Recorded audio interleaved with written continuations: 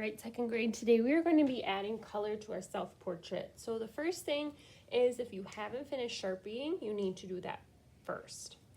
Next is, at the drive-thru, you need to grab a messy mat. Someone from your table is going to grab paints, half a cup of water, and brushes, and we'll bring around these crayons. You're going to be using the crayons to color with first. These crayons are all different skin tones. We all have a unique skin tone, so there's lots of different choices. Look in the pack, pick out maybe a few that you think would look like it would match, and do a little test. The back of your hand might be a good place, so I can look and see if it matches my skin tone. This one looks like the best match. I'll put the extra back in case somebody else wants to use it. Now, I need to color in the areas that show my skin, so my face, my neck, and my ears. So I'm going to color those in with the crayon. When I color with crayon, I try to color one direction, filling in the space of my face, neck, and ears. When you have colored in your face, ears, and neck, so you can put that crayon back in case somebody else needs it, and you're ready to start painting. These paints look dry, but when you touch them with a wet brush, they'll wake them up. All right, now we heard the book Crazy Hair Day, so if you wanted to paint your hair wild colors, you could do that. If you want to do more realistic, you could do that as well. So I'm thinking about painting mine crazy.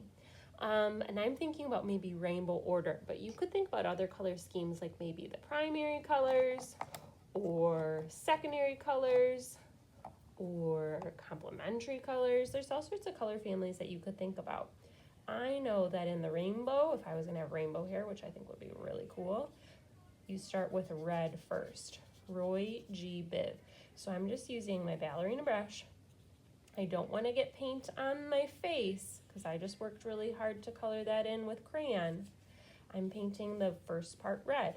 Now I need to switch to orange, so I swish my brush in the water, wipe it on the lip, and swipe it in the orange. I want to make sure my brush is clean before I have a new color so that the red doesn't get in the orange. Your classmates, when they go to dip in that color, they don't want to have other colors. That would be unexpected. After orange comes yellow. Dip, wipe, swipe. When I'm swiping in the paint, I'm making sure that I have a light touch, almost like petting a kitty. If you were gonna pet a kitty, you would have a light touch so you didn't hurt the poor kitty. They wouldn't like that. They'd probably run away from you. So a nice light touch and ballerina brush, tippy tippy toe to control where your paint is going. After yellow comes green.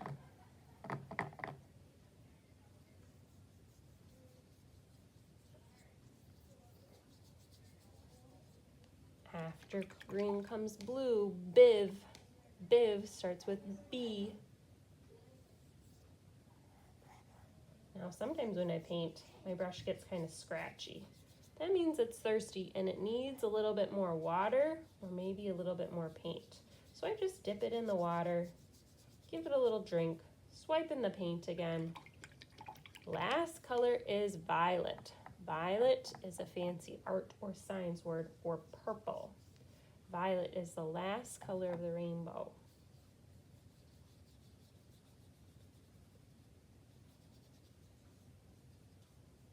After you paint your hair, you could think about what color shirt you have on. I love the color violet, so I'm going to paint my shirt violet.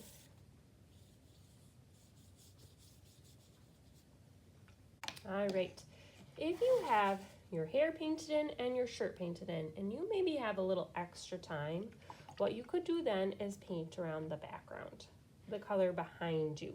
You're going to want to make a smart art choice and choose colors that maybe aren't in your hair. Like if I paint red down here or purple down here, it will kind of blend in. So make a smart art choice. Choose a color that's going to tell the viewer that the background is different than the hair. So I'm choosing blue down here because I don't have any blue down there. People will be able to see the difference between my hair and the background. If you have time, you could paint the background. When your self-portrait is done, you're gonna carry it with your messy mat over to the drying rack. I'm excited to see how these turn out so I can grade.